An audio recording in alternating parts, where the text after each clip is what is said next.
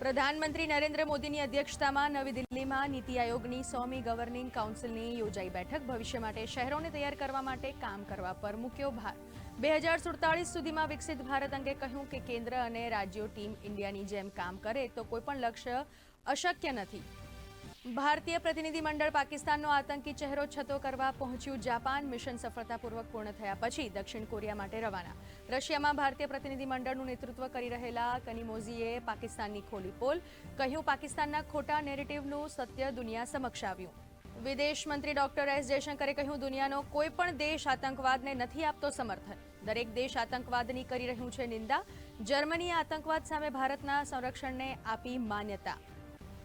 દેશમાં માઓવાદની અંત લાવવાનું અભિયાન યથાવત। ઝારખંડના લાતેહારમાં સુરક્ષા દળોએ 2 ખતરનાક માઓવાદીને કર્યા ઠાર, બંને પર 10 અને 5 લાખ રૂપિયાનું હતું ઇનામ, જ્યારે અન્ય એક નક્સલી થયો ઘાયલ। અથડામણમાં એક જવાન પણ ઘાયલ। ગુજરાત એટીએસે ચાઇનીઝ સાયબર ગેંગના 2 સભ્યો ઝડપ્યા। આરોપીઓ TRAIના અધિકારી હોવાનું જણાવીને સિમ કાર્ડ બ્લોક કરવાની ધમકી આપી કરતા હતા સાયબર ફ્રોડ। હીરા ઉદ્યોગમાં મંદી વચ્ચે બેરોજગાર રત્નકલાકારો માટે આર્થિક પેકેજ થયું જાહેર। રત્નકલાકારના સંતાનની 1 વર્ષની 13,500 રૂપિયા સુધીની શિક્ષણ ફી કરાશે માફ, તો નાના કારખાનેદારને 5 લાખની લોન પર 3 વર્ષ સુધી 9% વ્યાજ સહાય। 16 વર્ષ બાદ નિર્ધારિત સમય કરતાં 8 દિવસ વહેલા કેરળમાં ચોમાસાની એન્ટ્રી, તો રાજ્યમાં સૌરાષ્ટ્રના દરિયાકાંઠાઓ પર એલર્ટ। જાફરાબાદમાં દરિયો તોફાની બને તેવી શક્યતાના પગલે 1 નંબરનું સિગ્નલ લગાવાયું।